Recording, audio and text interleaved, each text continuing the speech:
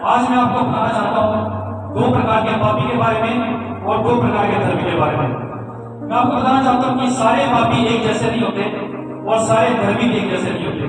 अरे भैया, सबसे पहले मैं आपको 2 प्रकार के पापी के बारे में बताऊंगा और सबसे पहले पापी के बारे में आपको बताने जा रहा हूँ। मेरे साथ निकालेंगे 2 पतरस 2 अध्याय 22 वचन। 2 पतरस 2 अध्याय और उसका 22 वचन, जिसके पास में निकलेगा वो पढ़ेंगे। दूसरा पतरस 2 अध्याय उसका 22 वचन। यहाँ पर यह कि कुत्ता अपनी चांद की और धोई स्वरनी कीचड़ में लौटने के लिए फिर चली जाती है। तो सबसे पहला पापी वो है जो पाप में डूबा हुआ है और पापों से बाहर नहीं आना चाहता। अरे भैया, पहला पापी कौन है? जो पापों में डूबा हुआ है और पापों से बाहर नहीं आना चाहता।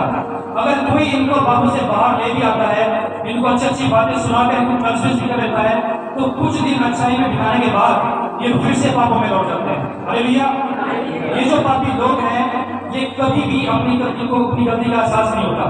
ये लोग कभी भी पश्चाताप नहीं करते, क्योंकि पाप ने इनके माइंड को पूरे तरीके से अपने वश में कर लिया है। और मैं आपको बताना चाहता हूँ कि पाप एकदम से किसी को अपने वश में नहीं करता। अरे भैया, बाइबल में लिखा कि आदम और हवा ने पाप किया। आदम और हवा ने कितने पाप किए थे आप बता सकते हैं? आदम और हवा ने 10 पाप किए थे या 1 पाप किया था? कितने पाप किए थे? उन्होंने सिर्फ 1 पाप को किया था। उन्होंने उस फल को खाया था जिसको खाने के लिए परमेश्वर ने मना किया था। और दूसरे पाप अपने आप आदम और हवा के जीवन में आ गए, उनके खून में आ गए और ब्लड से ब्लड करते हुए पूरे संसार में ये पाप फैल गया। हालेलुया। मैं आपको बताना चाहता हूँ कि पाप एकदम से किसी की जिंदगी में नहीं आता। जब हम एक पाप को अपने जीवन में इन्वाइट करते हैं तो दूसरे पाप अपने आप हमारी जिंदगी में आ जाते हैं। हालेलुया। जब हम किसी को शादी का कार्ड देते हैं तो उसमें क्या लिखा होता है कि विद फैमिली, यानी कि परिवार के साथ आए। ऐसे ही होता है ना?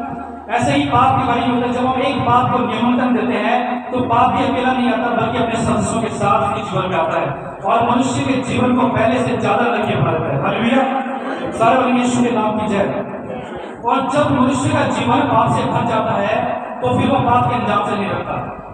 वो भूल जाता है कि इंसान जो बोता है एक ना एक दिन उसको काटना पड़ेगा। वो भूल जाता है कि इंसान जो बोता है एक ना दिन उसको काटना पड़ेगा। हालेलुया। इसलिए पाप का जीवन जीने वाला व्यक्ति,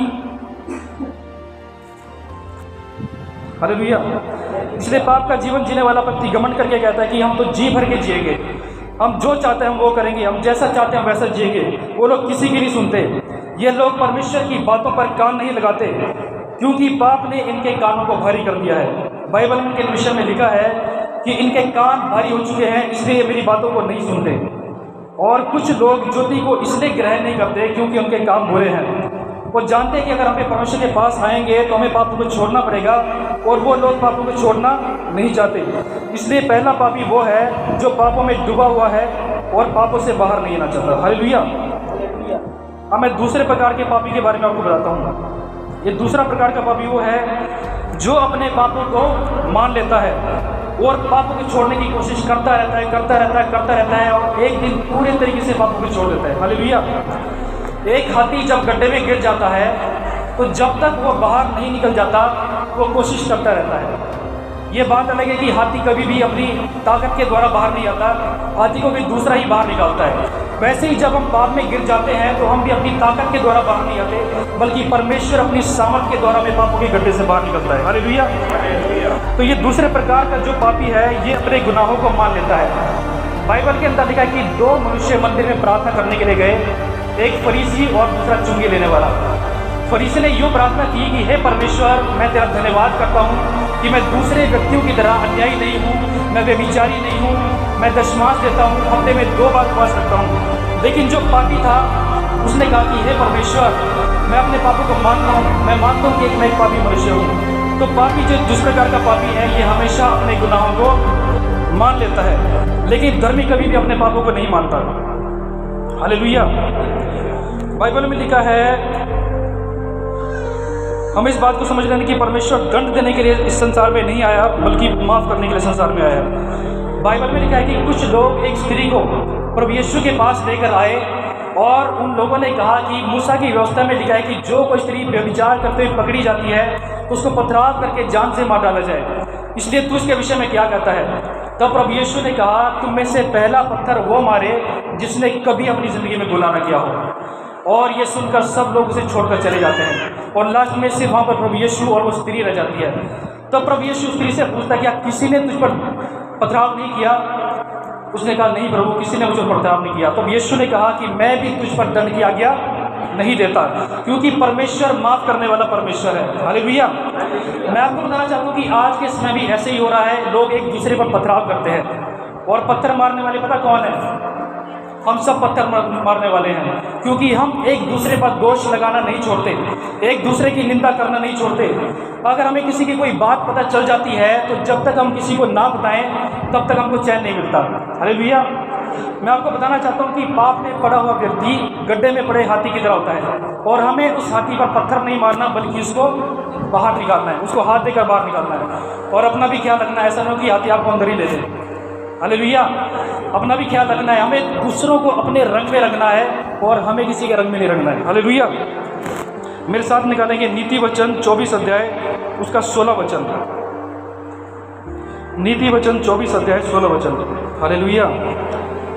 यहाँ पर लिखा है कि धर्मी चाहे 7 बार गिरे तो भी उठ खड़ा होता है, परंतु दुष्ट लोग विपत्ति में गिरकर पड़े ही रहते हैं।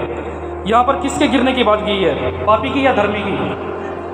मेरी बाइबल में गलत तो नहीं लिखा, धर्मी लिखा ना यहाँ पर। इसका मतलब ये है कि गिरने वाला सिर्फ पापी नहीं, कई बार धर्मी भी गिर जाता है। लेकिन धर्मी की पहचान ये है कि धर्मी जन अगर 7 बार भी गिर जाए तो 7 बार उठ खड़ा होता है, क्योंकि उसको उठाने वाला उसका परमेश्वर है। हालेलुया। और मैं आपको बताना चाहता हूँ कि जो लोग पाप से छुटकारा नहीं पा सक रहे हैं उनको मैं एक सलाह देना चाहता हूँ। हो सकता है कि आप में से कोई ऐसा हो जिसको 1 साल हो गया, 2 साल हो गया, लेकिन वो पाप से बाहर नहीं आ पा रहा। तो एक सलाह मैं आपको देना चाहता हूँ। मान लीजिए आपसे कोई गलती हो गई है, तो आपको क्या करना है? आदम और हवा की तरह अपने आपको झाड़ियों में नहीं छोड़ना है। आपको परमेश्वर के सामने जाना है और परमेश्वर से माफ़ी को मांगना है, क्योंकि परमेश्वर माफ़ करने वाला परमेश्वर है। हालेलुया। परमेश्वर का वचन कहता है कि तुम्हारे पाप चाहे लाल रंग के क्यों ना हो, वे हिम के समान श्वेत हो जाएंगे। यदि तू अपने गुनाहों को मान लेगा तो मैं तेरे गुनाहों को क्षमा कर दूंगा। तो हमें क्या करना है? मान लो हमसे 1 तारीख को पाप हुआ, तो हम क्या करते हैं? ज़्यादातर मान लो 1 तारीख को हमसे पाप हुआ, तो पूरे हफ्ते प्रार्थना नहीं करते और हमारे अंदर से दोष भावना आ जाती है और शैतान इस चीज़ का फ़ायदा उठाता है। तो हमें करना क्या है कि अगर 1 तारीख को हमसे पाप हुआ है, सुबह को पाप हुआ है, तो शाम को घुटने पर आना है। हालेलुया। बात समझ में आई है?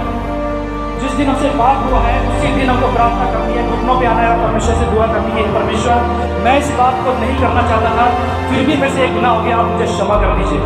मैं आपको बताना चाहता हूँ कि कुछ पाप ऐसे हैं जो इंसान अपनी मर्जी से नहीं करता, बल्कि उसके पीछे दुष्ट आत्मा होती है, उसके पीछे शैतान कार्य करता है। मेरे साथ निकालेंगे रोमियो 7 अध्याय उसका 15 से लेकर 17 तक पढ़ेंगे। रोमियो 7 अध्याय 15-17। रोमियो 7 अध्याय 15 से लेकर 17। हालेलुया। इस वचन के अंदर लिखा है कि जो मैं चाहता हूँ वो तो नहीं किया करता, लेकिन जिस पाप से मुझे घृणा आती है वही पाप मैं किया करता हूँ। तो ऐसी दशा में उसको करने वाला मैं नहीं, बल्कि वो पाप है जो मेरे अंदर समाया हुआ है। हालेलुया।